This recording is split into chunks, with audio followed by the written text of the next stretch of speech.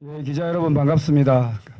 윤석열 정권의 민주노총과 금속노조에 대한 공안 탄압에 대한 금속노조의 입장을 말씀드리겠습니다. 어제 오전 9시경 국가정보원이 경찰을 앞세워서 국가보안법 혐의 압수수색을 명분으로 민주노총과 산별노조인 보건노조를 침탈했습니다. 뿐만 아니라 금속노조 조합원 1인, 제주지역에서 세월호 기억활동과 평화활동을 벌이고 있는 활동가 1인에 대한 압수수색을 진행했습니다. 국가정보원이 2100만 노동자를 대표하는 노동단체, 노동운동의 심장인 민주노총과 산별노조를 압수수색 침탈한 것은 처음 있는 초유의 일입니다.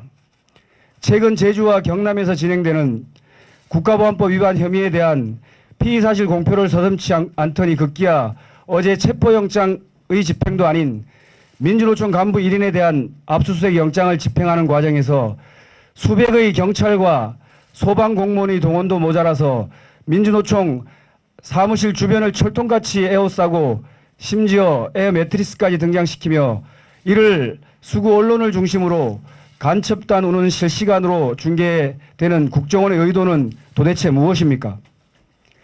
국정원 측은 피의자들의 북한과 연계된 혐의를 수년간 내사했고 확보된 증거를 토대로 강제 수사가 필요하다 판단했다며 또 국가보안법을 내세웠습니다.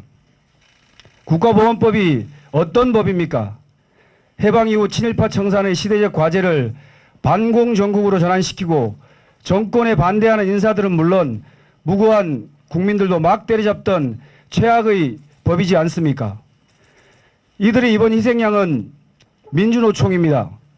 민주노총 간부 1인에 대한 압수수색에 대규모 경찰 병력과 장비를 동원하여 그림을 만들었고 언론에도 계속해서 피의 사실을 흘리며 여론전부터 펼치고 있습니다. 작년 화물연대에 대한 대대적 탄압으로 지지율이 반등한 이후 민주노총을 부패 집단으로 몰아 건설노조를 비롯한 민주노총과 전면적인 대립을 이어가고 있는 가운데 국정원을 동원한 공안몰이 수법으로 구시대적인 노동탄압을 자행하고 있습니다. 국정원이 대공수사권을 내년부터 경찰로 넘기기 싫어서 간첩 몇 명을 조작하고 수사권을 지키기 위함입니까? 아니면 아랍에미레이트 적은 이란이라고 폭탄 발언한 제2의 외교 참사를 가리기 위함입니까? 그 무엇이 됐건 국정원의 민주노총 침탈은 색깔론, 공안탄압, 노동탄압의 전면화의 신호탄으로 시대착오적인 퇴행일 뿐입니다. 박근혜 정권이 민주노총을 침탈하고 말로가 어떠했는지 우리는 기억하고 있습니다.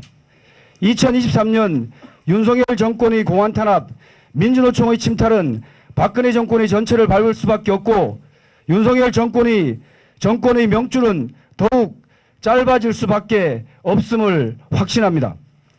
금속노조는 윤석열 정권의 공안몰이 노동 탄압을 엄중히 규탄하며 윤석열 정부에 맞서 민주노조를 지키고 구시대로 회귀하고 있는 민주주의를 지키기 위해 전면적인 투쟁에 나설 것을 이 자리에서 엄중히 밝힙니다. 고맙습니다.